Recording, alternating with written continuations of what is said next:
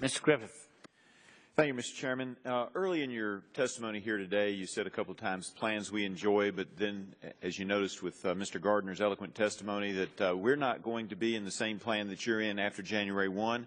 I was one of those who thought it was a good idea as a part of a proposal that was floating around the halls here in Congress that the President and the Cabinet Secretaries ought to also be in the marketplace and not have a special federal plan that you will have after January 1, but that we will not. The President, while that was being discussed, issued a veto. Did you discuss the veto threat with the President before he made it, and have you discussed it with him since then, yes or no, on the first? No.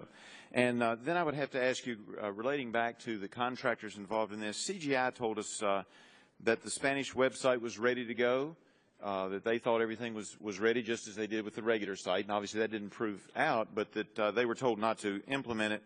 Likewise, the shop and browse section was ready to go. Do you think that they were misleading this committee when they made those comments?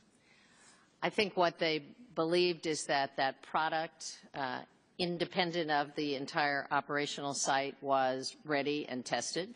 What a determination was made. I was involved with the Spanish website and the Medicaid transfers to say, let's minimize the risk for the whole site. Let's load these later. But that raises the next question up, because one of the other contractors, QSSI, I believe it was, indicated to us that part of the problem was that once you took away the ability to browse, everybody had to go through the business of setting up an account, and you stopped one of the browsing, or CMMS stopped one of the browsing options as well, and that actually contributed to the log jam and contributed to the problems.